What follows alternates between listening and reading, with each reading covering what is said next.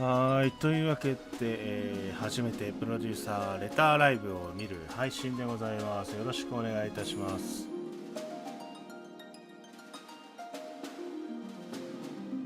コメントなども見ていきたいんだけど、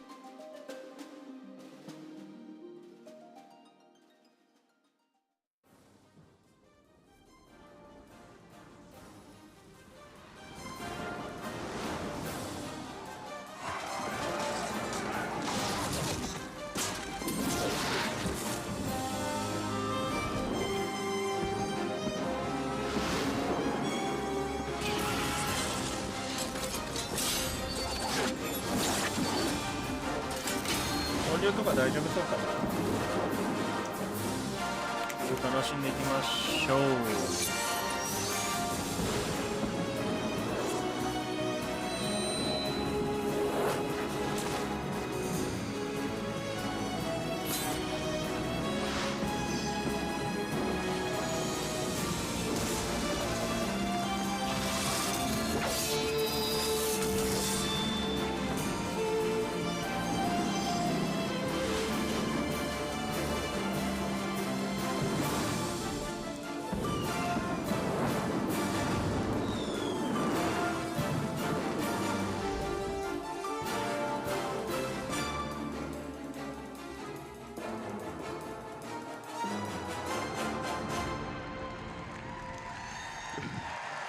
Good morning, Las Vegas.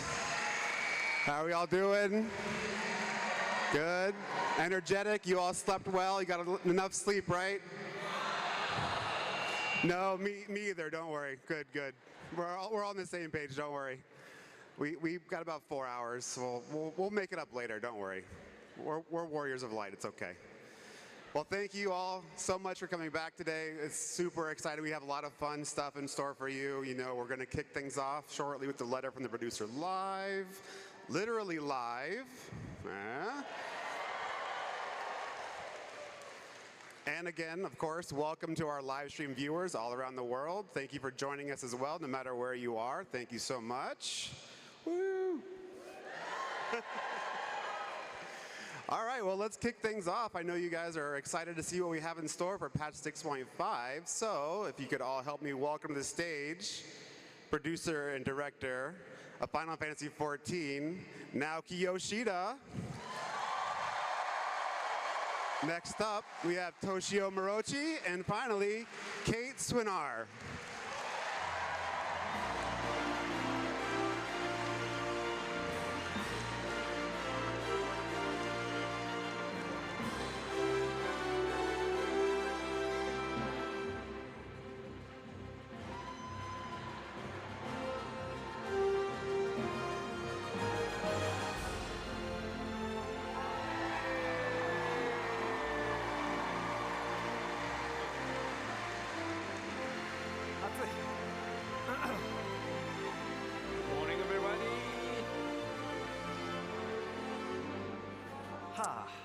All right, I'll hand the MC job over to Morochi. Good luck. Thanks, Matt. So, good morning, everyone. Morning. So, let's kick off the letter from the producer live number 78.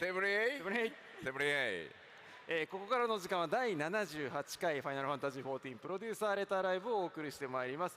So, can you introduce yourself, please, 吉田さん？自己紹介お願いします。ファイナルファンタジー14プロデューサー兼ディレクターの吉田です。My name is Naoki Yoshida, producer and director of Final Fantasy XIV. Thank you. And Kate さん。Hi, I'm Kate Swinar. I'm the English localization lead on Final Fantasy XIV.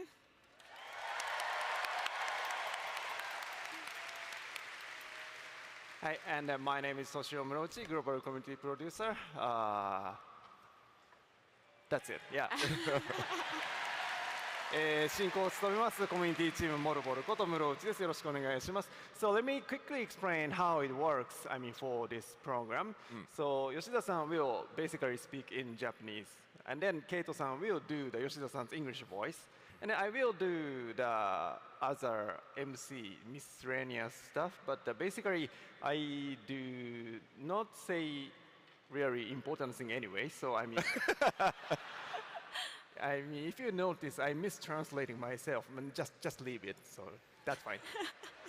進行ですが、吉田さんが日本語で喋ったものをケイトさんが、英訳するというスタイルで進めていきます。で、私自身は MC で進行していきますけれども、私から重要な情報は何も出ませんので、なんか翻訳ミスしてないなと思っても、ふーんと思っておいていただければいいのでよろしくお願いします。はい。So, let's begin. Before kicking off, so this is the day 2 of Fun Festival. So how do you like it so far? 2日目ですけど、ファンフェスいかがですか1日目を終えてめちゃくちゃ楽しかったし、もうこうやってね、ものすごいこう、ね、視線の前で PLA やるのも超久しぶりなんで、すごい楽しみにしてます。Well, of course, the first day was tons of fun, and it's been a really long time since I've had such a large live audience in front of me when doing the PLL, so that's also very exciting.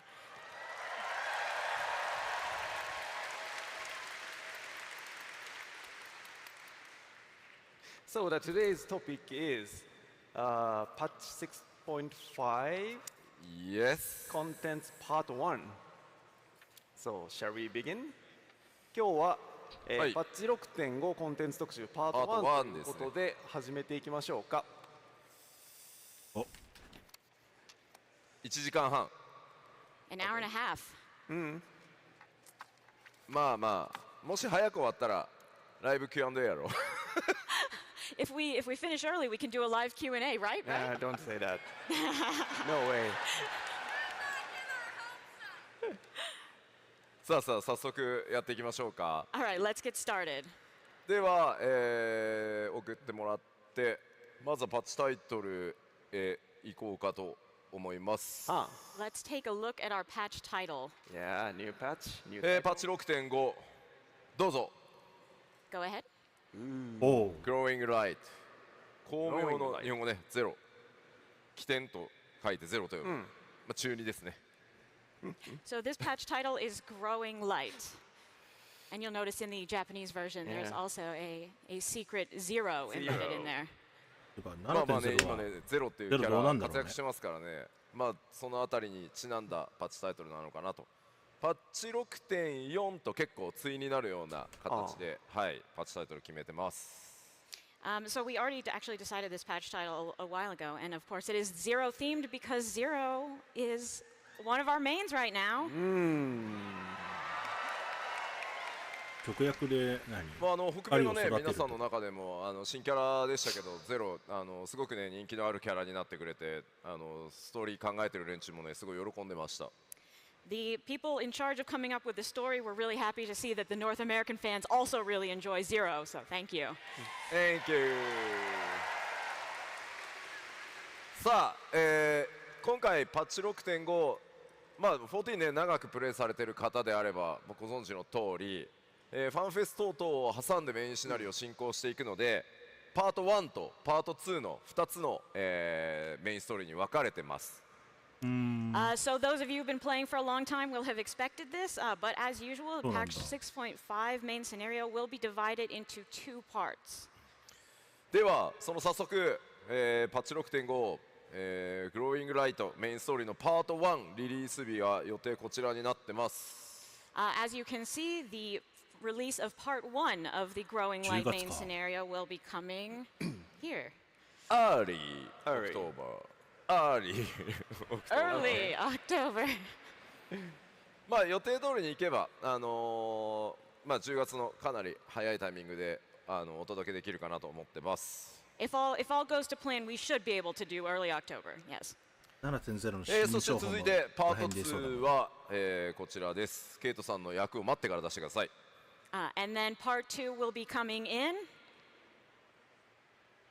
Go ahead. はい、というわけで1月中旬に、2024年ですね、1月中旬に公開予定となっております。Mid-January 2024.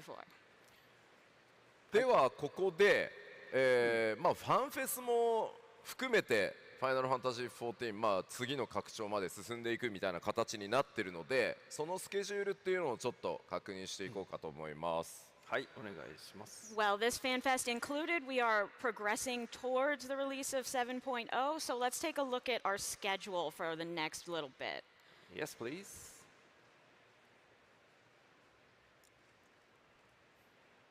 All right. So we are here, July 2023 Fan Festival, North American Las Vegas Fan Festival. 現在が2023年7月のラスベガスファンフェスティバルを行っております。で、after that、どうぞ。いいよ。そしてその後ですね、10月上旬にまずは、パッチ 6.5 メインシナリオパート1としてリリースされます。Okay, so we are here now. Early October, we're going to be part 1 of the patch 6.5 main scenario. で、その後ですね、ロンドンのファンフェスティバルが10月、下旬、はい下旬。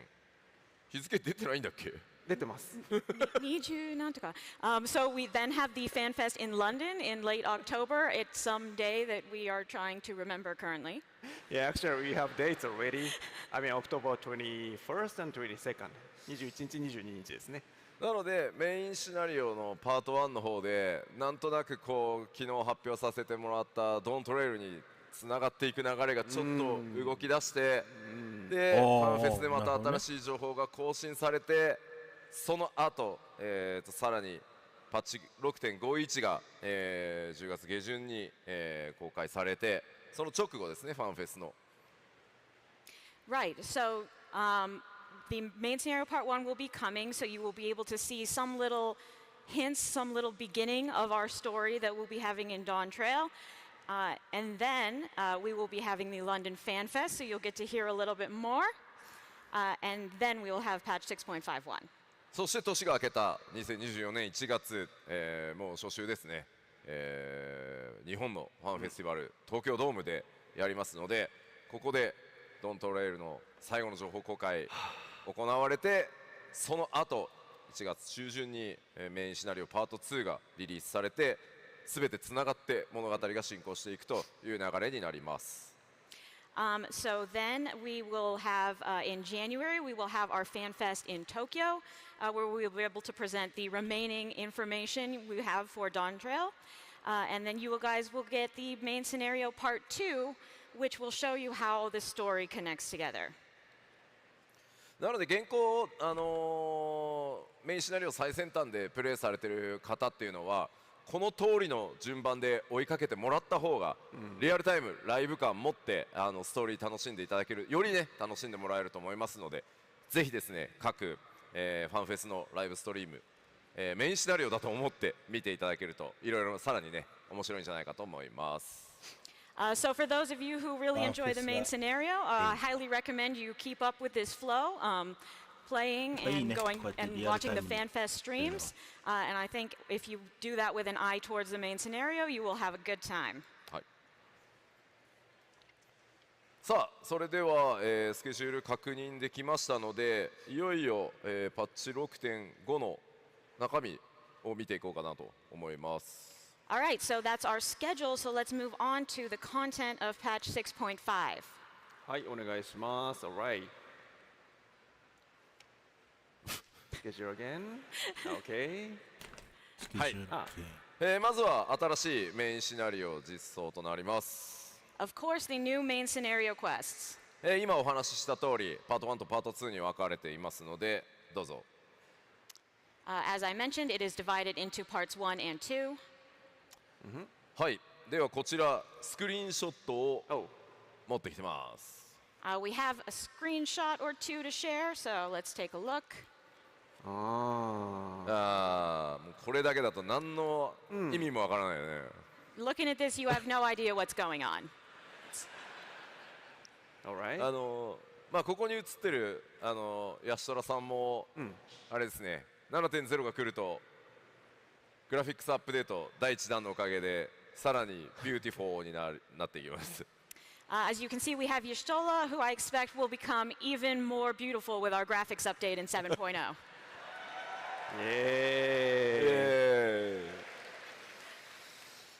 スクリーンショットもう1枚ござい And ます。 here's one more screenshot. Okay. わ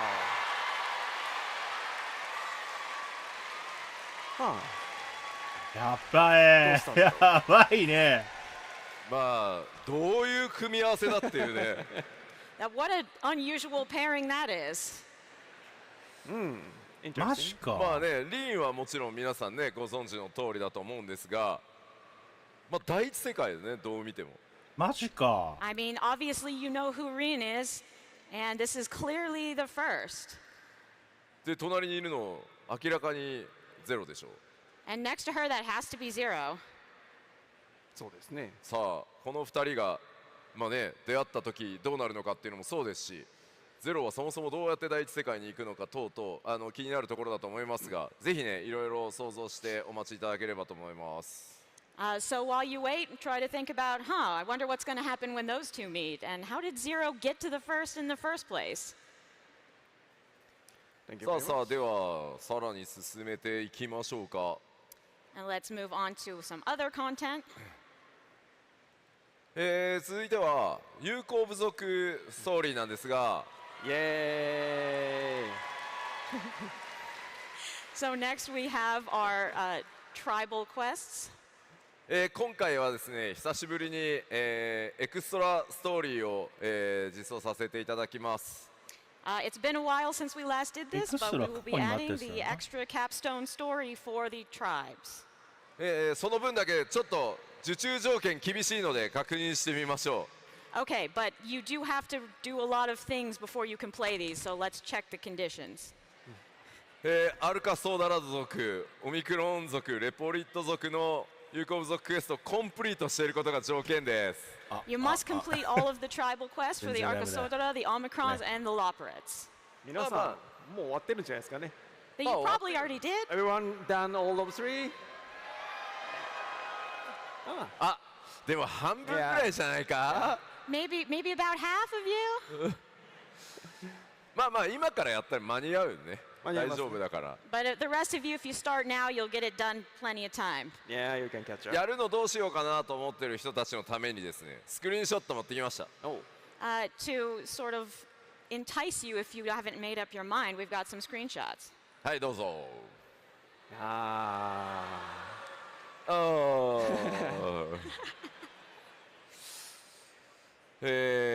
さらにもう一枚。 One more. ー、イエまあ単画像まあ、だね。非常にいいお話になっているので、ーイ。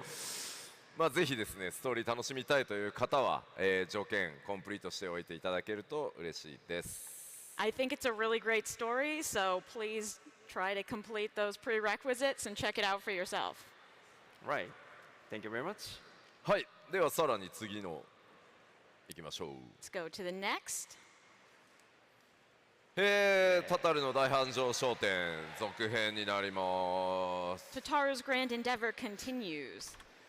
これもですね、スクリーンショット持ってきたんですけどネタバレをいろいろ避けた結果大変地味です。 So we also brought screenshots of this, but we also really didn't want to spoil it, so the screenshots are like really kind of a nothing burger. Okay, let's check it. Oh. Boys. これ普通にプレイヤー同士のスクリーンショットじゃないの。 This just seems like two players talking to each other, maybe. Yeah. そしてもう一枚ございますが、こちらも大変地味です。 There's another one, but it's kind of the same deal. Let's check it. Ah. Okay. これ誰かコミュニティチームのキャラなんじゃないのって。 It looks like it could be like one of the community team's characters or something. じゃあ次は地味じゃないコンテンツをちょっとお知らせしましょう。 Okay, let's move on to something a little bit more ああいい。 All right. eye-catching. こちらで、ヒルディまだ終わってないんだよな。帰ってきたヒルディブランド続編こちらパッチ 6.55 実装の予定です。 Somehow further 6.55 Hildebrand があるんだね。 adventures planned for patch 6.55. ではこちらもスクリーンショットお持ちしております。 All right, we have screenshots for this as well. Yeah. いやでもいろんなねやつがいるけど実際このポリゴン数の少ないヒルディブランドなんですけど、おそらくね本当ねブドウから生まれたんじゃないかなって気がする、発想の元が。You know, this low poly Hildebrand, one has to wonder if he was born from grapes. Actually, we saw him yesterday in costume cosplay. Yes, Oh, yeah, yeah. ね、昨日のコスプレウォークでいましたよね。そうなんですよ、めちゃくちゃめちゃくちゃクオリティの高いローポリゴンヒルディってなんか意味がねYes, I was actually really confused because the low poly Hildebrand cosplay was so high quality. ちょっと会うの楽しみにしてるんだよね、いやはい今日もいたらぜひ後で、はい、写真撮らせてください。I'm really looking forward to meeting you, so if you're still here today, please come say hi so I can take a photo. いや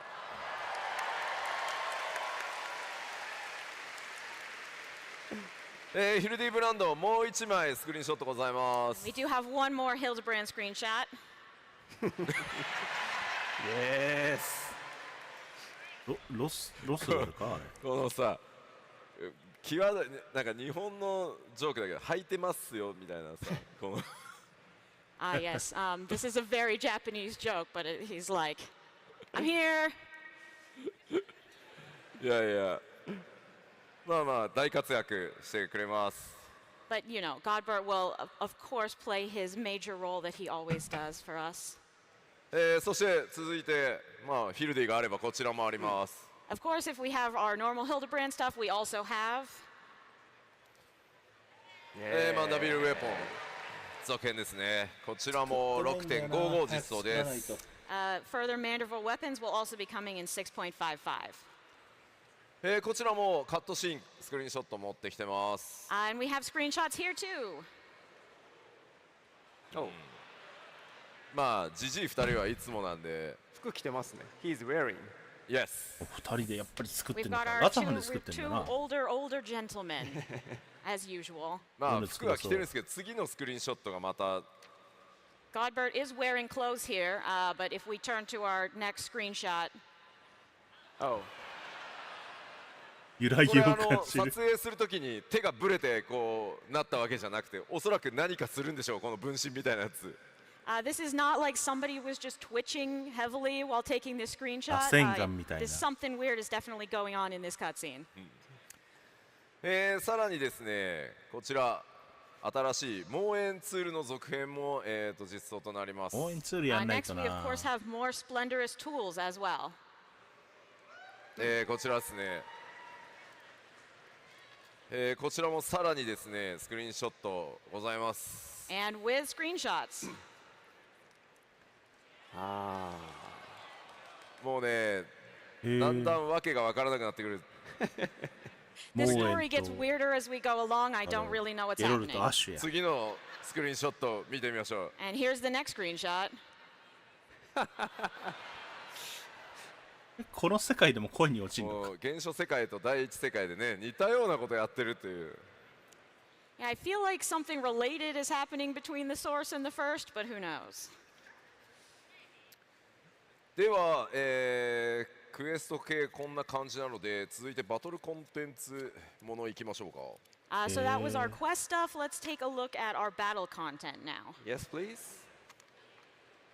ニューダンジョン新しいインスタンスダンジョンですが、新しいダンジョン出るんだ。こちら名前がございます。どうぞ。 Our new instance dungeon is called ルナ月の地下。月ですか。好きです月の地下渓谷って書いてある。 it definitely says the moon underground. Yes, that. でもほら今まあ惑星ハイデリンアーテリスって複数に分かれてるからさどこの月の地下なんだっていう話だよね。 I mean, but we do have a lot of shards. So which moon is 13世 that? 界の月かもしれない。じゃあそのヒントとなりそうなスクリーンショット見てみましょう。 I think we can give you a hint with this next screenshot. Okay. あヒントですか？ヒントでしょこれ。床のブロックを見たらさ、 It is a hint. It is. Look at the blocks down there. かつてねこんな床のところで戦った記憶があるようなないような。 I feel like you might have some memory of fighting in a place with this type of floor before. もう1枚スクリーンショットあります。 And we have one more screenshot as well. おこれちょっとネタバレのために、出せないんですけど、かなりまた途中からガラッと変わるので、このダンジョンの風景とか仕掛けもかなり大掛かりなので、まずちょっと楽しみにしておいてもらいたいです。白く戻るとかそんな感じかな。 I also want to mention, we can't show you because it's spoilers, but this is another dungeon where the scenery changes drastically partway through. So look forward to that. また結構ね凝った、道中作ってるので、実装公開されたらですね、まあ、最初は駆け抜けてもちろんもらってもいいんですけど、後々ぜひゆっくりねまた見てもらえると、結構細かい演出いろいろやってるので、注目してもらえると嬉しいです。 Yeah, the team is really working hard on creating the various facets of this dungeon. And of course, when you're playing it, you may not notice, but I do recommend going through a little slower to really take everything in after it's released. さあでは次行きましょ Next, おう。う。新たな討伐消滅戦。 new trials. でもゴールベースは終わったこしな。ちらは先にスクリーンショットかな。 Let's go for the screenshots first here. まあ6.4のラストでいましたね。 Yes, we saw this at the very end of 6.4. Means さあじゃあどんな討伐消滅戦かルナゾディア見てみましょう。 So let's see what trial it こ is. ちらで yes, please. あ、ゼロムス。あーそうか。まあ英語だとね場所の名前になっちゃってると思うんで、ゼロムス消滅戦、こちらノーマルとハードございます。 So in the English, the place name is included, but you will be facing Zeromus in the Abyssal Fracture. Yes. And of course, normal and hard, as usual. さあ14の中で描かれるゼロムスがどんな姿になっているのか、そのあたりにもぜひご注目ください。 But yeah, let's see how Zeromus in FF14 turns out. 他の作品のゼロムス知さあらないんだよ。さらに、次の項目いきましょう。 All right, moving on. 次なる現消滅戦、 Our next ゲームや Unreal ったことないん trial. だよね。なんでしょうね。なんでしょう。なん聞いてみる。でしょうね。Yeah, What will what it be? are you expecting for next time? 白虎。白虎 Did you say? Ah. 僕死生獣来たんでもうねあいた。あ、いろいろランダムな名前が。Yeah, じゃあ we hear. 答え合わせをしてみましょ All right, let's see what we have. う。はい、スクリーンショットこちら。へえ。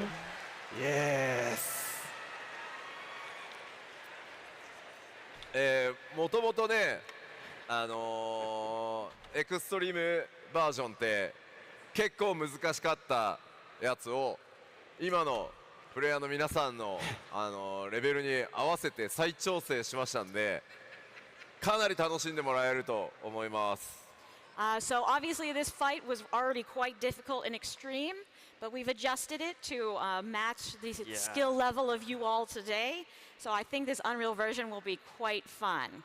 No, I don't like him. 嫌です。レベル90のこいつですよね。そうそうそう。 な Him in level 90. So no. いやタンクさんのさ、外周の目に対しての位置調整だったりさ、めちゃくちゃよくできてるんで、ぜひね、多分新しくね、蒼天以降で14始めてくださった方って、なかなかこう当時のその難易度でトールダン遊べてないと思うので、ぜひちょっとチャレンジしてもらいたいです。I mean, I think we've followed on our issues with the tank placement, and we've really placed everything well in a very challenging way. So hopefully those also who weren't able to enjoy the original at its full difficulty will have a good time with this one. はい、というわけで、現当滅戦でした。 And so that will be our Unreal trial. では続いてはこちら。 Next up we have Yes. ああ、3つ目ね、アライアンスのね。こちらも大変好評いただいてます。ミソロジー・オブ・エオルゼア第3弾完結編ですね。this has been pretty well received so far, so we've got Myths of the Realm Part 3. はい、タイトルこちら。 And the title will be ハレイヤ。花めっく新域タレイヤ。 Thalea. Thalea. いよいよこれ本当にまあ久しぶりに14オリジナルのアライアンスレイドだったんですけど、大変、12神扱うっていうこともあって大変人気があるレイドで、本当に割とね若いスタッフたちで作ってきてるんで、みんなすごく手応えがあって楽しく作らせてもらってます。So yeah, this was our first original Alliance raid in a while, and it's been quite well received, partially probably because of the presence of the 12. But we actually have some of our more younger, newer staff working on it, so they are really happy and really excited to be working on this. Thank you. で、この新域と呼ばれる場所、ほら美しいマップでも結構、評判なので、今回も結構こだわって作ってくれてます。One thing people have really liked about the Myths of the Realm thus far is the very pretty maps that you fight on, so we put a lot of effort into that this time as well. というわけでこちらもスクリーンショットご用意してます。And so we have some screenshots to share. Right. ワオなんですけど、もう一枚。And one more. なんか降ってきそう。もっとめちゃくちゃ綺麗なのがあったんですけど、 There's an even prettier one, but 僕が日本を出発する直前にスポイラーだからダメだって言って but before I left Japan, I said, no, that's a spoiler. We're not showing that. まあやっぱり皆さんに驚いてもらうこと自体もねゲーム体験だと思ってるんで、ぜひねその目でお確かめいただいた方がいいかなと思います。 I think having some surprises is really important to your experience in the game, so I want you to wait and enjoy finding out when you get there. そういえば今朝私会場来るときノフィカ様に会いました。あ I actually met the Nofika when I come into the venue this morning. Yeah, but she is wearing the giant size. Really? So I'm not sure if she could get in, pass through the security though. So めっちゃでっかい斧を持ったノフィカさんはめっちゃ歩いてて、ユニシこの人がセキュリティ通れんのかなみたいな。全部出てくるんだもんね。いや僕もね SNS では拝見したんですけど、まだお会いしてない駆られてないんでまあ後ほどまたチャンスがあればね駆られに行こうかと思います。 I saw that on social media, but I haven't actually been able to meet her in person, so I'd like to do that.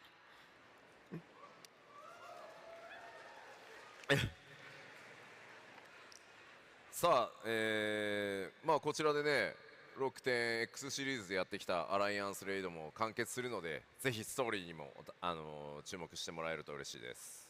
And this will, of course, be concluding our 6.X series of raids, so I hope you pay close attention to the story as well and enjoy it to its fullest.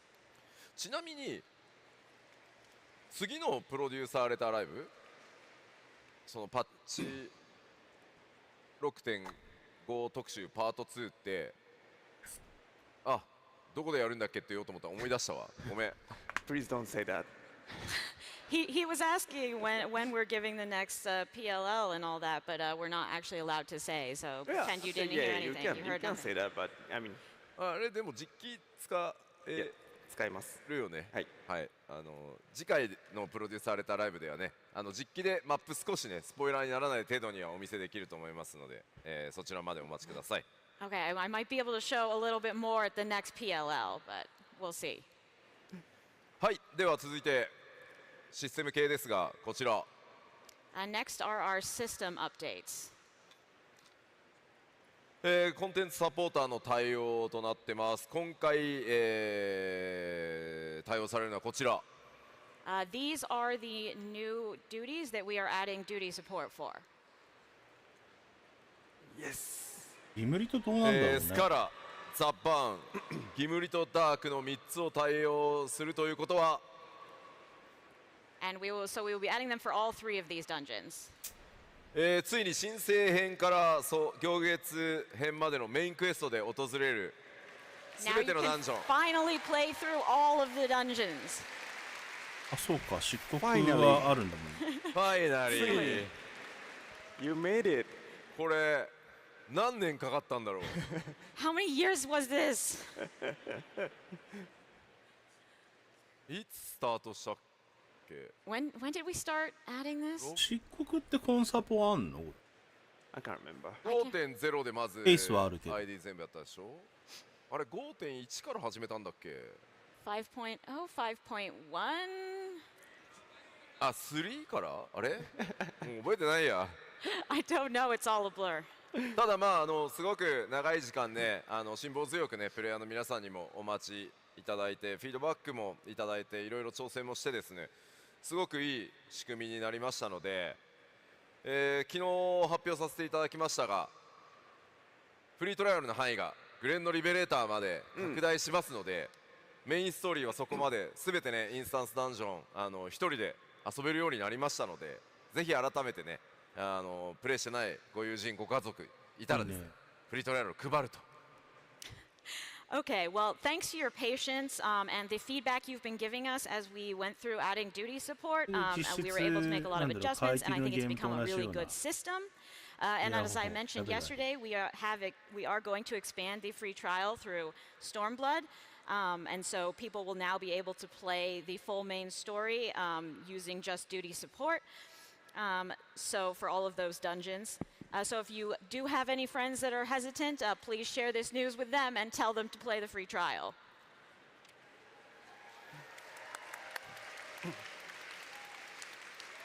ではこちら、このコンテンツサポーター対応をしたことによって生まれたシチュエーションがあるので、こちらもスクリーンショットで見てみましょう。We have some interesting new situations born of the new duty support, ス so カ let's ラ take はア a ル look フィ at ノ some タしてるのかな。 screenshots. Okay. アレンバルドいそうや。 Yeah. あー、やっぱりいるよね。 Nice. あこれはですね、パッチ 4.1 のメインストーリーをこうこれ作ってた時、ミスラの男性も使えるでしょう。だったかな担当、すごいいろいろ話し合ってね、こうアルフィノとまあこの2人のね友情と冒険っていうのをねしっかり描きたいっていうところで、まあどうしてもねダンジョンだとこう表現まあしづらかったので。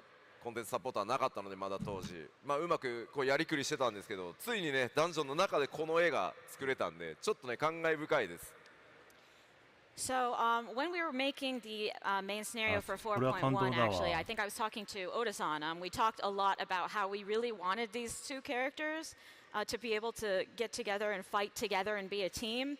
But obviously we didn't have duty support at that time, so it was hard to depict in the dungeon. But now we can, and we have this amazing scene. そうアレンバルドとねアルフィノの友情っていうところも、ぜひね体験として見られるようになるので、ぜひメインシナリオいろいろ終わったら行ってみてもらえると嬉しいです。And so I think after you finish the main scenario, maybe you can go back and really experience this friendship between Arenvald and Alphino for yourself by playing through this dungeon. はい。では続いて、新コンテンツになりますが。こちら All right, this is a new addition. はい、早くもバリアントアナザーダンジョン第3弾いきます。 The third variant and criterion dungeon. こちら舞台となるのはアロアロ島という島になってます。 And the setting for this will be a place called Alo Alo Island. アロアロ。ウォー、まあウォーっつったってどんな島だよって話だよね。Everyone goes, whoa, like what kind of island is that? あるある。こちらは過去と同じくですね、ノーマル、それから異分例式と、3つの難易度同時実装になります。As usual, we will be implementing 3 levels of difficulty at the same time, normal, criterion, and criterion savage. そして第1弾第2弾である白リハ水道とか、六根線未プレイでもプレイ可能です。You do not need to complete the Silden Subterrane or Mount Rokon in order to unlock this あ、 dungeon. やっぱ六根線なんだね。そして気になる今回の同行者、And I bet you're wondering who your partner NPC will be. マトシャです。Matsuya! あ、じゃあラザハンか。マトシャとの旅、強そう。looks strong。ルックスストロング。 Looks. ルックスストロング。 Yeah, I wonder how our journey with Matsuya will be. He looks strong. ルックスストロング。さあではそのアロアロとスクリーンショットをちょっと持ってきましたので見てみましょう。 But we do have some screenshots of Alo Alo for you.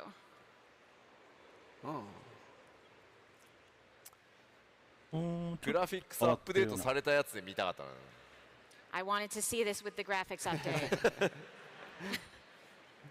もう一枚ございます。 And there's one more.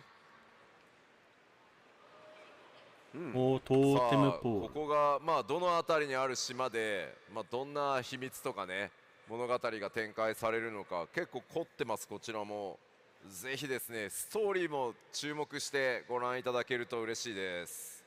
So you will at some point find out where this island is located, what sort of place it is, and we have a very robust story here. So make sure to read through that as you play.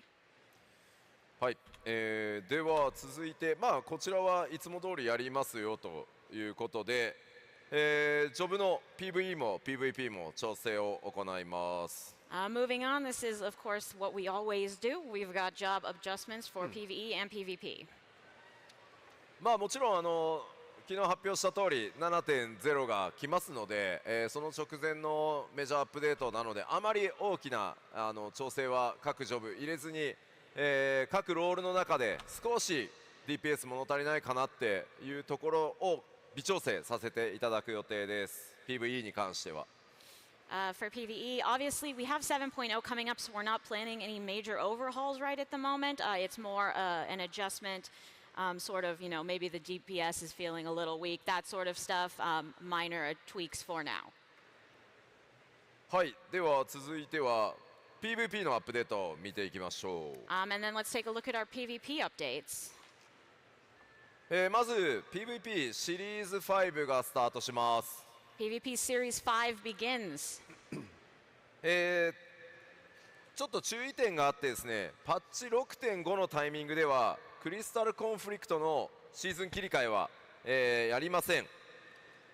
So a little bit of a note here, something you need to make note of is that we will not be changing over the season with the release of patch 6.5. なのでシーズン8に関しては8月8日火曜日公開予定のパッチ 6.48 からパッチ 6.51 までの期間ちょっと変則になりますのでご注意ください。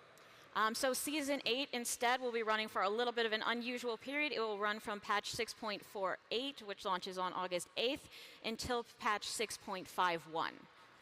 これの理由としては今日まさにこの会場で、行われますが、クリスタルコンフリクトリージョナルチャンピオンシップ、まあ、今日はね北米大会ですが、次はロンドンのファンフェスで、ヨーロッパの、大会が開かれます。So for the reason for this is sort of related to what we have going on at FanFest this weekend, the Crystal Conflict Regionals. Those are the North American ones, but the European ones will be taking place at London FanFest as well. まあそのロンドンので行われるヨーロッパのリージョナルチャンピオンシップの直前にバランス変更があるとかなり大変になってしまうと思っているので、その大会が終わった後のパッチ 6.51 で、バランス調整も含めて、クリスタルコンフリクトのシーズン切り替えを行うということになってますので、ぜひここ、シーズン切り替わり、ぜひご注意ください。Right. So, you know, with that European Championship, regional championship happening, we thought it would be kind of unpleasant and unfair if we changed stuff right immediately before they did that. So we're going to wait until after that is done to implement balance changes and such. So just please make a note of this timing so that you can participate. はい、続いてはクリスタルコンフリクトの、アップデートになります。 Next, we have Crystal and Conflict updates. まずですね、ミニマップと、戦況の UI 結構フィードバックいただいてますので、こちらちょっと、メンテナンスをして改修を行います。So we will be updating the mini-map and also the UI while you are in battle to show various information. We got a lot of feedback about that, so we are making some adjustments. まあこちらは次のね PLL でまた実機等々でご紹介できればと思います。I think I will be able to share more details at the next PLL. そしてこちら新しいステージを追加させていただきます。 And of course, we have a new arena.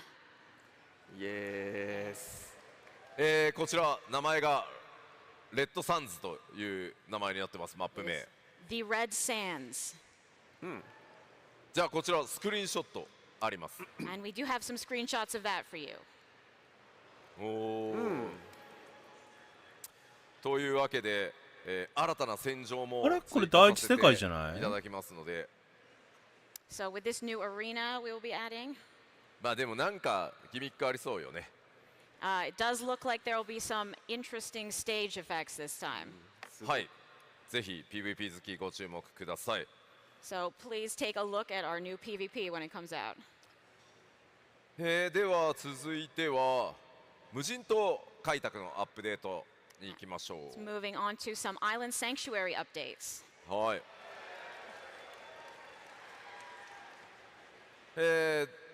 行きましょう。どうぞ。 Let's go. 新たな開拓ランク開拓目標、追加し最終エリアも増えます。 Of course, we're adding new sanctuary ranks and visions as well as a new area in the wilds. まあそうなってくると、はい、新たな開拓素材、製作、作物、動物、特産品、建築物と、もろもろアップデートさせていただきます。 We have also a bunch of additions, new materials, craftable items, crops, animals, ironworks, handicrafts, and structures for you. じゃあ、で大丈夫です。なんか聞こえたな今。 I definitely heard.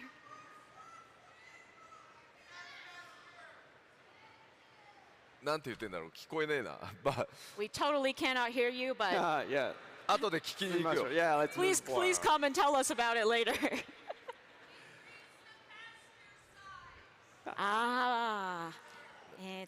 なんか動物が入ってるなんかエリアなんですけど、なんかみんなもっと動物飼いたいので、ああ、なんか飼える動物のサイズははい大きくして、広く、はいはいはい広くして、島自体を広くしてってこと？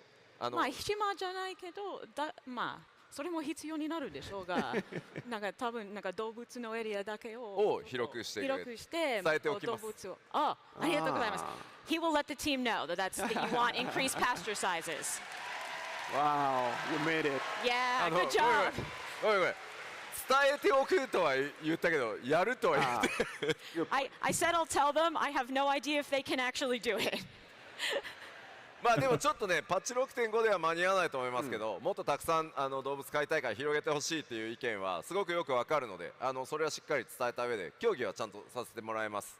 I don't think it would make it in time for patch 6.5, but I have heard your feedback that you want to raise more animals, have more space for that, so I will make sure that that is passed on and we can consider it.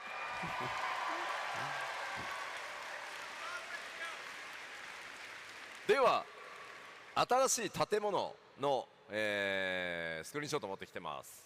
We did bring a picture of the new structure for you. なんかね、地域にありそうだね。地域、確かにね。It seems like very classical. そして皆さんがまさに今言っていた新たな動物のスクリーンショットもございます。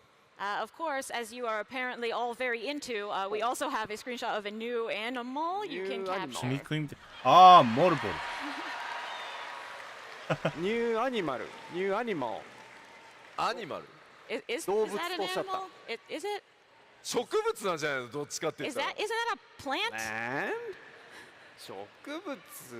モルボルさんどっちなんですか？ What is a moorball anyway? Yeah, let's say animal. 動物ナイトメア someone Nightmares. shouted That is nightmare correct. Yes. まあまあもうなんかわかんないですよね。14チームってなんでこういうさ明らかに動物じゃないものを動物だって言い張るんだろうね。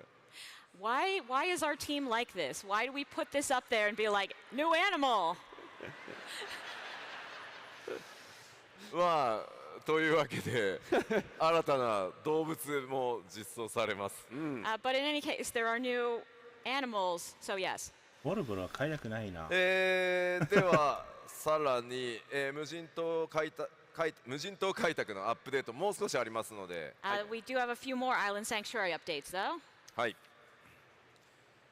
まず猫耳さんのお願いということで、こちら増えます。So we'll have this new thing, felicitous favors. いいですよ、進めてください。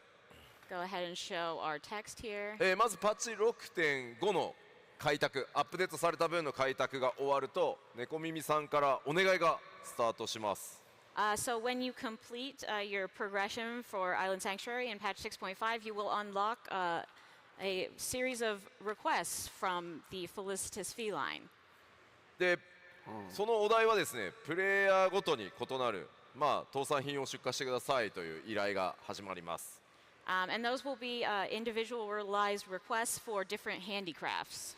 で、そのお題をね、こうクリア達成していくと専用のトークンがもらえて、報酬と交換できるという仕組みが入りますので、ぜひね続けて開拓をいろいろ制作とかね特産品作るとか、進めてもらえるといいかなと思います。So if you produce and ship those specified handicrafts, you can get some special tokens that are tradable for rewards. So give it a shot and go through production here.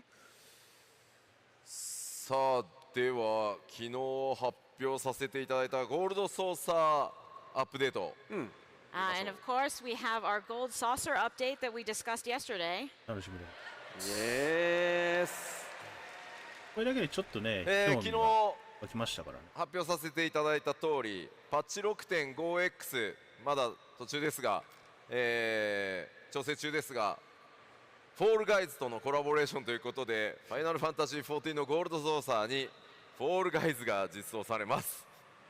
So as we mentioned yesterday, this is still under development, but at some point in patch 6.5x, we will be having a Fall Guys collaboration implemented in the Gold Saucer. ちなみに、会場にいる光の戦士の皆さんの中で、実は結構フォールガイズ遊んでるんだよねって人。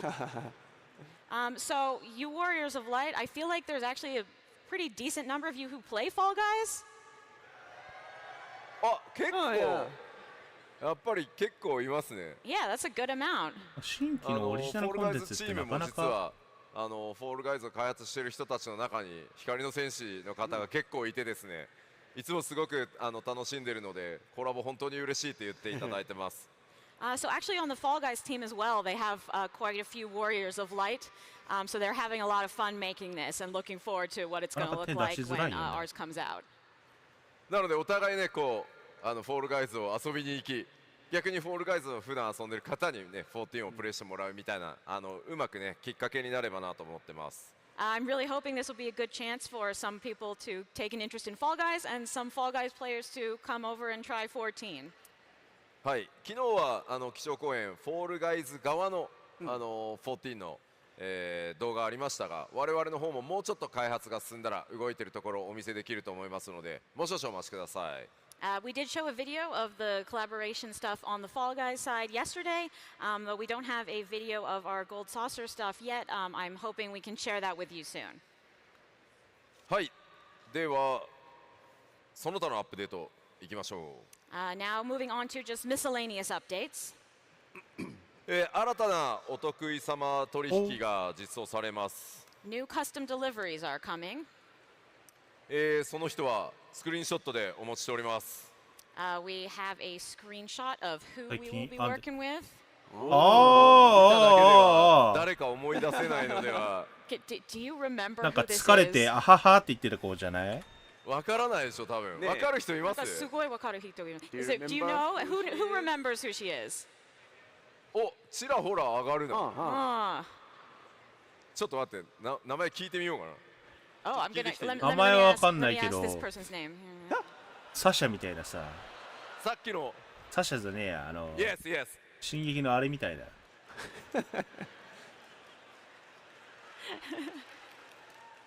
Yeah, he's Ah, nice to doubting. meet you. テンション上がっちゃってる。 What? 何 Was that such a long name? My name is Lex, and I'm the Vtuber on Crystal. Yes. Okay. Oh, so who do you think this is? Can you tell the audience? I think it's the scientist from Charlian who was just really needing sleep. そうです。シャリアンのすごく寝不足の科そう学者。そうそうそう、ずっと寝てない The よってやつね。 scientist from Charlian who really needs some sleep. でも名前がわか Thank ん you ない。 very much.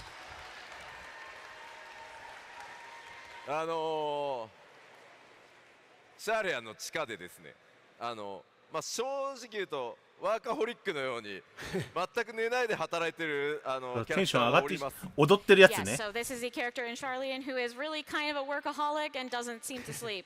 答え合わせを見てみましょ So let us look at the name here. う。マーグラットさん Margaret. マーグラットか。で、そのままでこのマーグラットさんなんですけど、なんでこの人になったんだろうというと、 You might wonder why we've chosen Margaret. かなりピーキーなキャラなんですよ、仕事に対しての。She's very sort of extreme work-wise. で実はかなり細かい設定が作り込まれているキャラで、開発チーム僕を筆頭に結構こう寝るより仕事の方が好きみたいなやつもいるんで、ちょっとこのマーグラットさん扱うとなかなか面白いんじゃないかということで、開発チームの強い推しがあったので、マーグラットでいこうと思います。 This was actually due to the dev team's いいですね。 personal preference, because there's actually sort of a very deep internal setting behind this character that she's a workaholic and never sleeps, which is quite similar to many of us. 運営の思い入れがあるキャラ。 So the devs thought, like, perhaps I can express some really interesting things through her. そしてですね、非常に細かくキャラクター見ててくださってありがとうございます。 Thank you to those of you who noticed her before. 改めて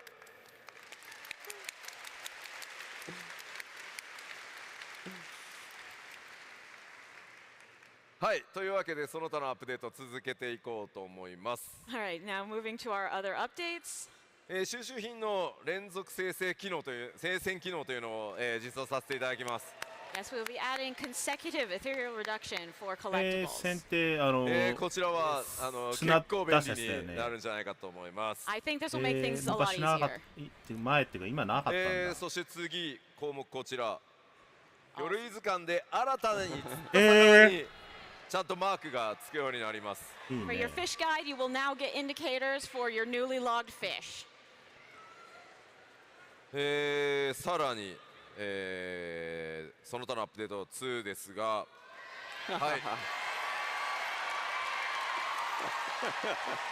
おー、今日一かもしれない。オプションアイテムが付けられるようになるのはでかいな。なんかオプションアイテムようやく愛蔵品キャビネットに入れられるようになるので、だいぶまたこうギュッとね荷物減るんじゃないかと思うんですけど、Now that you can put these optional items in your armor, I think that'll reduce the amount of junk you have to carry around quite a bit. 昨日も 7.0 ねいろいろお話しさせていただいたんですけど、一番の完成は染色が複数できるようになるだったんじゃないかなと。Yeah, I noticed that yesterday I announced a whole bunch of stuff at the keynote, but the thing people cared about the most was the 2 dyes.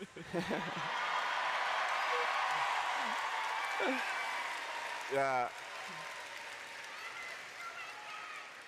改めて思ったんですよ。 MMORPG ってやっぱりアイテムに関するアップデートが一番喜ばれるなって。And I felt once again that I guess in MMOs the most important kind of updates are the item related ones. でも逆に言うとね、ものすごい数が多いから一番大変なアップデートでもあるんですが、大変お待たせしました。はい。On the other hand, they are also the most difficult because we have so many items. But in either case, sorry for making you wait so long. そして続いてです。これはちょっとねバランスの調整に近いんですけど、This is sort of a balance change here. あ、よかっあ、皆さん好きみたいね。You like it? Wow.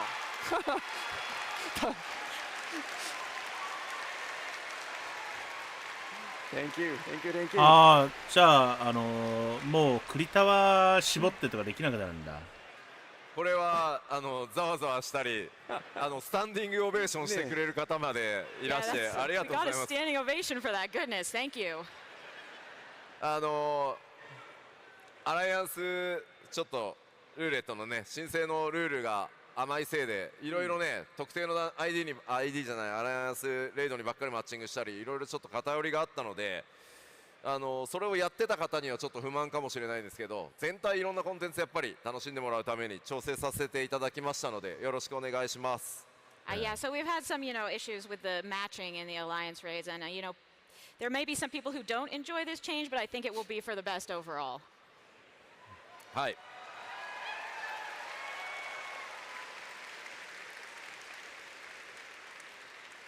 いやでも皆さんにちょっとご理解いただいてMMO の開発者としては大変嬉しいです。ありがとうございます。I'm really happy. I feel so understood as a developer that so many people are excited for this. さらに、その他のアップデート続けていきましょう。 All right, some more updates here. こちらですねテレポの、オプションなんですけど、おー。はいはいはいはいはい。こちらはですねテレポのウィンドウがこれに変わるってわけじゃないんですが、オプションで切り替えることができるようになります。今エリアごとにこう、テレポのタグって分かれてるんですけど、はいはいはいはい、それをもう自分の頭の中では拡張のごとのイメージの方が強いんで、もう拡張ごとに並べたいというリクエスト結構ありましたんで、オプションで切り替えられるように、させていただきました。So this new option will not replace your current teleport window. You can choose between how you want to sort. So you have the current system where it's sorted by area, but we had a lot of requests that people are sort of mentally sorting it by expansion. So now you will be able to sort it that way if you so choose. でもこれ UI チェックした時に思ったんですけど、さあ When I checked the UI, 拡張がね Yeah. 増えたらさ、when ドーントレイルで1個増えるじゃん。 Yes. so when the expansions increase, like it's going to go up by 1 with DAWNTRAIL. 足りなくなるね。そこからさらにあと3拡張ぐらいでこの UI また作り直しになるじゃん。We've only got about 3 expansions left before we have to remake this Yeah. completely. We see no more space. Yeah, スペース足りないですね。足りない。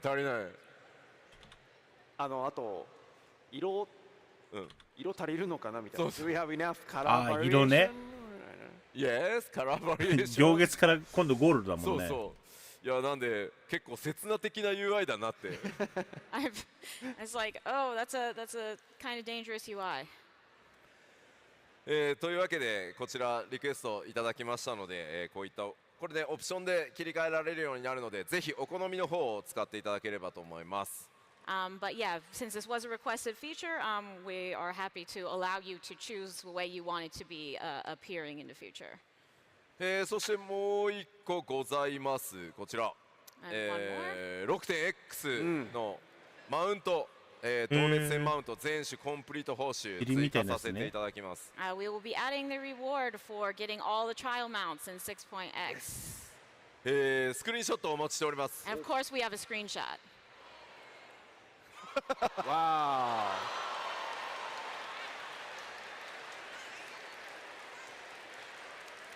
Nice. まあこちらはあれですね、天野義孝先生が描かれたドット絵から、忠実に再現したドラゴンなんですけど、堂々と抱えていただいてそれに乗ろうじゃないかと。So this is actually modeled after a pixel art by Yoshitaka Amano. But we rendered it in its full glory with this little chair. まあ結構でかいんで迫力ございますんで、ぜひね目指してた方も多いと思いますので、はい。I mean, it's pretty huge, so I think there will be a lot of people who want to impress people by having this.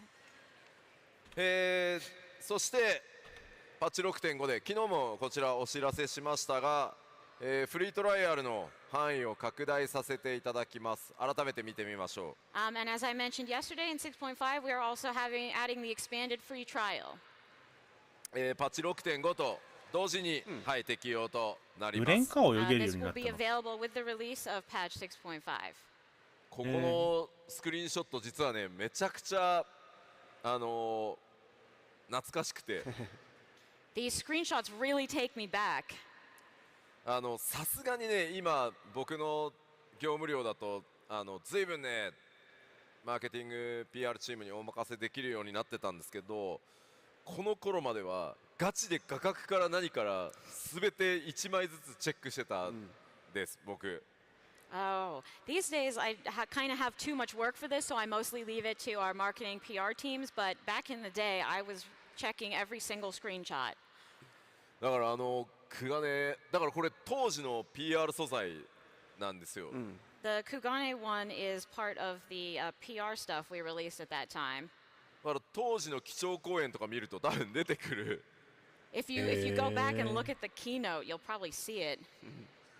まあついにフリートライアルもグレンまで来ましたので、またね別にグレンで終わるわけじゃなくて、また機会があれば範囲はまたね引き続き拡大していこうと思いますので、僕までフリートライアルさらにねその先の冒険というところで、製品に移行していただければいいので、これを機会にぜひ始めていただけたらなと思ってます。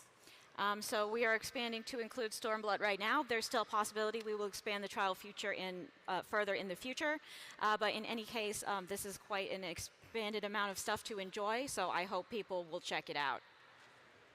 はい、まだちょっといくつかアップデートがパッチ 6.5、6.5X シリーズにはあるんですけど、ちょっとまだまだ情報公開できないものも隠れているので、今日のところはパート1としてはここまでにさせてもらおうかと思います。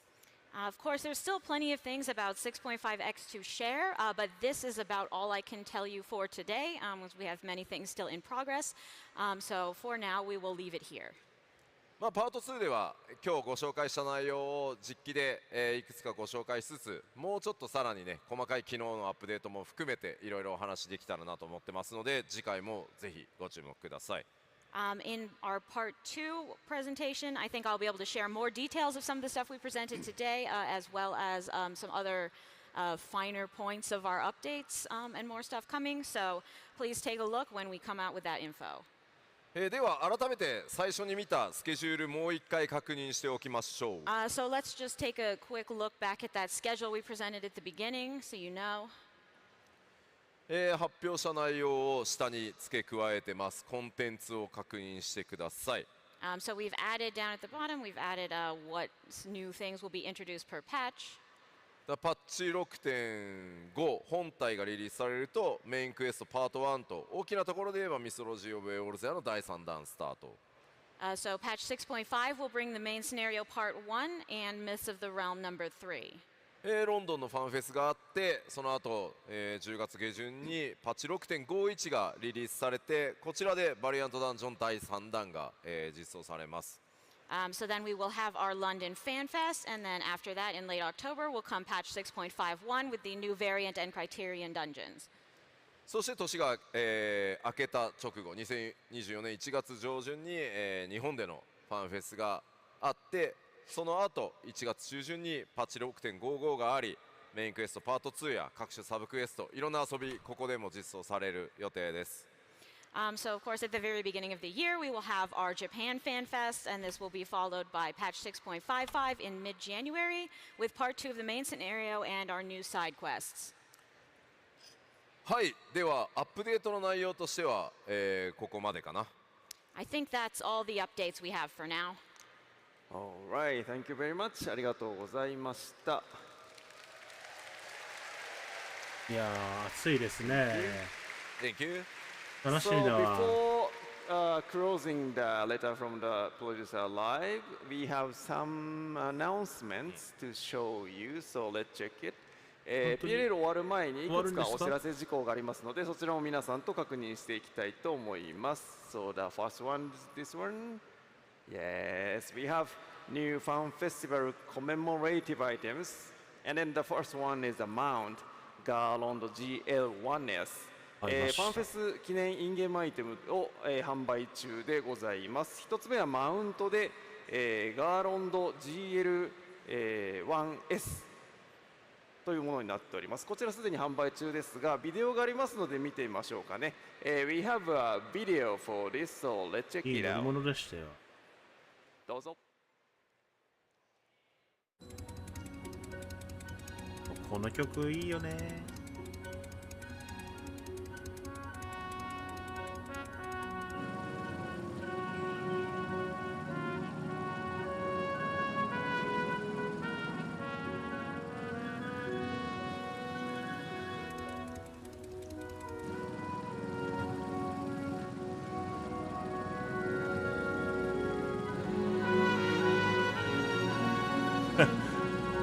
ET みたい。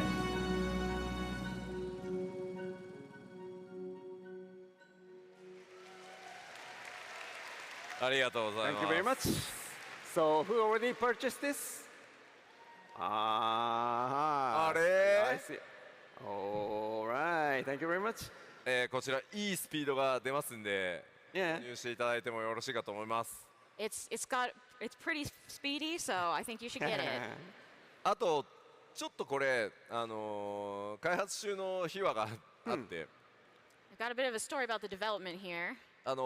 バイクはバイクでもタンデム、いわゆるもう一個その、はい、サイドシートがついてるバイクが欲しいって結構お声があったんで、まあそれを作ろうって話になってスタートしたんですけど、So, you know, we have a motorcycle, but we had a lot of requests for a motorcycle with a tandem seat, which is why we decided to make this.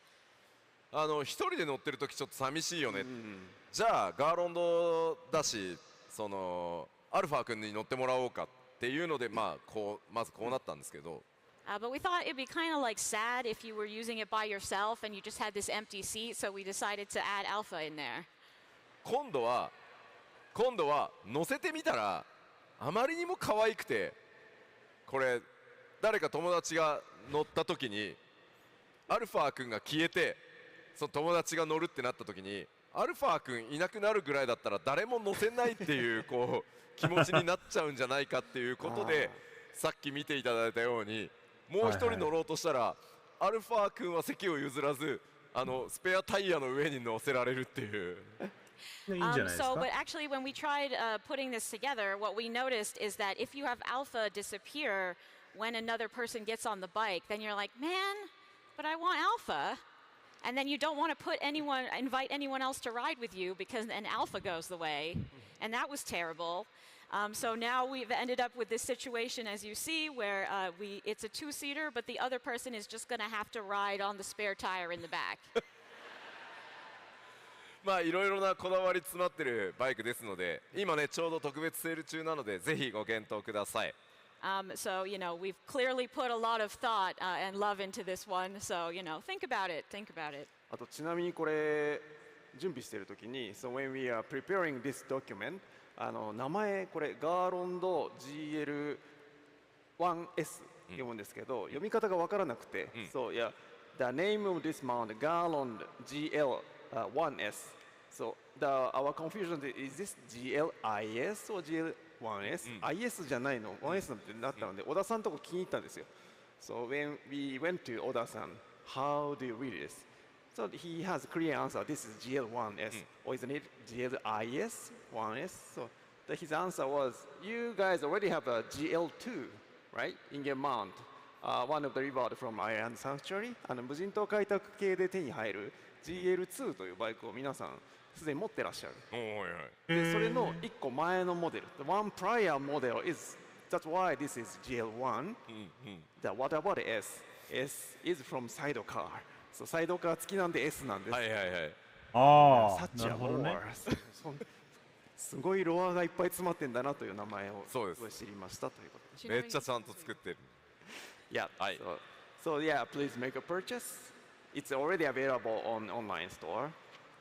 Okay, so let's move to the next one. Is this one? こちらです。Yes, Immort, Advent of Light. Advent、竹木光の降臨エモートです。こちらもまず動画があるので見てみましょう。はい We also have a video for this one, so let's check it out.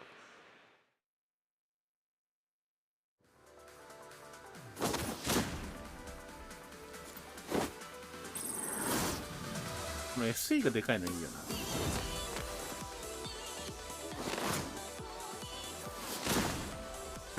な。なんでつく読みの曲なの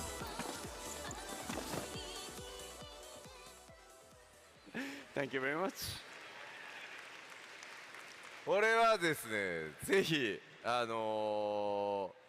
レイドパーティーとかそういったものでですね、みんなで揃ってこう戦う直前にこうやっていただけると大変嬉しい。I think it would be awesome if you got your whole raid to use this right before starting your battle. Yeah, superhero needs this. ね、ヒーローには必要な動きですからね。はい。はい、こちらもセール中ですのでよろしくお願いします。This is よろしくお also 願いします。 available online, and then yeah, so please make a purchase. Alright, so we have some more items. いくつか他にもアイテムがございます。The もうすぐ other 買っちゃった emote, fantastic cheer set. So new colors, green, purple, and white. 紫、緑、紫、白の新しい声援のセットのエモートになっております。いいですよね。うん。これかなりいろんな使い勝手が良いので、持ってると他の方を応援する機会って実は結構意外とあったりするんで、持ってると大変便利なので、今セールかかってますんで、ぜひご検討ください。There's a lot of uses for this. You can cheer other folks on. We did get a lot of requests for this, so I think it would be a useful item to have. And if you're considering getting it, maybe get it now while it's on sale. Okay, the next one. Yeah, we also have orchestrion sets. うん。 We ちょ have っと two だけね orchestrion sets. Elzian 迷 Symphony うんだよね。 Orchestrion Roll Set, as well as Pulse ちっちゃい欲しい Orchestrion んだ Roll けど Set 2. オーケストラアレンジのセットと、パルスセット2が発売されております。のでこちらもよろしくお願いします。はい、よろしくお願いします。 Yeah, these are available online too. Okay, so let's check the next one. The next one is the new arrangement album. Yes. Forge Ahead Final Fantasy XIV new piano and band arrangement album. じゃあ昨日とりあえず闇をのまあねちょっと配信は流れてませんが、ピアノ素晴らしかったですよね。Unfortunately, this wasn't on the stream, but for those who were here, wasn't the piano concert awesome? Did you like it? Wow. そして今日はね、 Yes. プライマルズ爆音ライブがありますんで、 And we have the Primals live today. まあその両方ね、ピアノアレンジと、バンドアレンジ両方入ってる、サントラになってますので、ぜひですね気に入ったら、ご検討ください。今日のね昨日今日のその音楽系のライブでね気に入ったらぜひ検討してもらえると嬉しいです。Yeah, so if you like those performances yesterday and today, if you enjoy those, we do have songs from both piano arrangements by Keiko and songs by the Primals on this very album. So this might be for you in that case. Arrangement album. Okay, so the next item here. おお。 Wow. So this is we are taking pre-orders for FF14 themed high-end turntable. 14デザインのハイエンドターンテーブルの予約を受け付けております。相当素見こだわってたんで、Soken, of course, was very particular about this. まあそうなんかベースのモデルもめっちゃやっぱハイエンドらしいので、でなんかプロが使ってもらうぐらいのものにしたいから、あんまり妥協した中途半端なものは出したくないっていう話で、非常に高性能なゆえお高くなっております。So Soken really didn't want to put out something that was sort of cheap. So the base model is actually quite high end, like the kind of thing pros would use, and it is priced accordingly. And then for the attendees at the Las Vegas Fan Festival, we have an actual model at the Razahan area, displayed at the Razahan area. So if you are interested, I mean, please check it. I mean, one is there. Yeah. 会場限定ではあるんですけども、この実物サンプルが、会場のラザハンエリアに置いてありますので、もし興味のある方はですね、ぜひ見ていっていただければと思います。はい。Alright, so let's move to the next one. Yep, Final Fantasy XIV High Precision Art Pre-orders are now open for North America ということで、Final Fantasy XIV 複製原画シリーズ、こちら日本ではすでに販売されているんですが、北米でも予約受付開始となりました。So in total there are 25 items in total. So yeah, it's very nice, well made. すごいですよね。一つ一つちゃんと14チームで監修して、額装付きでお家に飾っていただいても恥ずかしくないっていうレベルのものにちゃんと仕上げておりますので、今までは国内限定、日本国内限定でしか買えなかったんですが、予約販売という形で、北米でも購入できるようになりましたので、ぜひ予約の方をご検討ください。So I want to mention that each of these images has been thoroughly checked by the development team, and we have made sure that they are not something you would be embarrassed to hang on your wall. So definitely take a look at them because they were only originally available in Japan before, but now they are also available to you by pre-order, so you can go and take a look. Yeah, these are also displayed at the Razahan area, so if you take a look, please consider your purchase. こちらもラザハンエリアに展示しておりますので、ぜひともご検討ください。Alright, so the final one, next one, please. Yes. Yeah, this is, as you know, this is the 10th anniversary year for Final Fantasy XIV, and we already had lots of things, but we are going to have more, so please look forward to it. 10周年イヤーということで、これまでいろんなものを用意してきておりますが、これからもいろんなものが出てきますので、どうぞ引き続きご期待いただければと思います。はい。よろしくお願いします。コミュニティの皆さん参加型っていうものも、企画始まったりしていきますので、ぜひぜひこちらのサイトにアクセスしてですね、どんどん随時更新されてますので、ご確認いただけると嬉しいです。Yeah, we will be continually updating this, and we do have a lot of things that involve the community as well going on here, so please check it out. All right, so this is a wrap of letter from the producer live number 78. So, 吉田さん, can you make a final comment to everyone? これ以上で、第78回 PLL は結構ボリュームあるんだね。というところですので、吉田さんから最後に一言いただきたいと思います。はい、プロデューサーレターライブっていうことで配信ご覧いただいている方も多いんじゃないかなと思うんですが、今10周年記念サイトで、ありましたように新生レルムリボーンリリースからちょうどもうすぐで10年になります。まずは本当にありがとうございます。So this is a PLL, so I think a lot of people are probably watching the stream as well, so this goes out to everybody. But the fact that we're making a 10th anniversary site clearly means that it's been 10 years since A Realm Reborn, and all I can really say is thank you so much.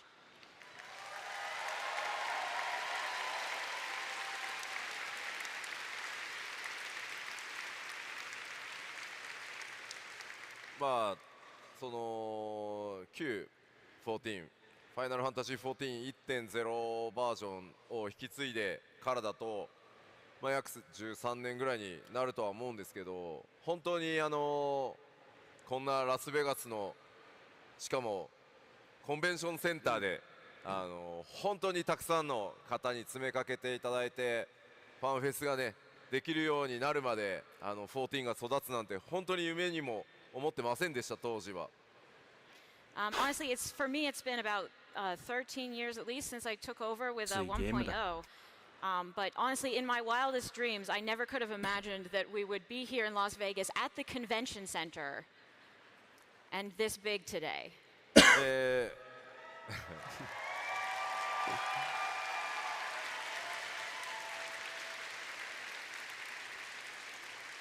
まあそれもやっぱりこう本当に開発チーム運営チーム頑張ってきたっていうのももちろんそれは全力でやってきたんですけど、やっぱりプレイヤーの皆さん、光の戦士の皆さんあっての14ですし、皆さんのご声援とプレイがあってこそここまで来れたので、この先もさらに、10年と言わずね、20年30年40年目指して、頑張っていこうと思いますのでよろしくお願いします。Of course, the development team and the operations team are always hard at work to make this game, but it really only exists because you continue to play it. And so I really do hope you will keep playing for, we could say 10 years, but we could also say, I don't know, 20, 30, 40 years? Wow.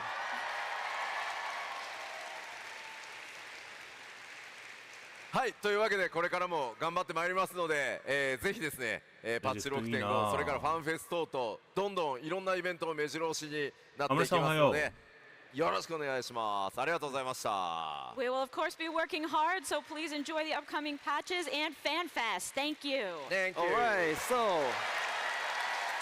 let's call in the end caller, Matt. Matt. ちょうど終わったところですね。来てくれてあ I りが like とう。 that end caller. That's what I'll put on my business cards now. Matt Hilton, end caller. ツイッ Well, ターに let's ね have one more 大量 round of に applause for つ our ぶやきを panelists. 上げ Thank た you ので、 so much. もしよかったら見てみてください。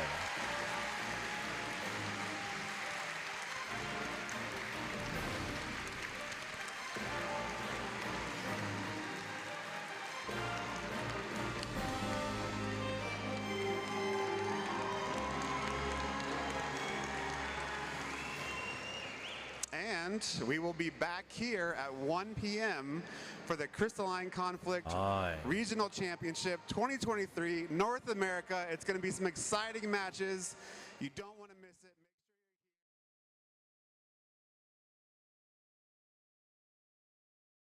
というわけでね、ファイナルファンタジー14の PLL 初めて俺はちょっと見るましてですね、同時視聴なんていうの初めてやったもので、ちょっと、勝手が分かりませんでしたが、いかがでしたか？なんか見て、寝る前にね、見に来てくださった方もいたようで、嬉しかったです。あまりさんもね、来てくれてありがとうね。まあ、これについてはまとめ動画を作るかどうかは分かりませんが、ダウントレイル、黄金のレガシーのね、これとかも動画作りましたので、ぜひ見てみてください。ということで、ご視聴ご来店ありがとうございました。またのご来店をお待ちしております。じゃあ、おやすみなさい。バイバイ。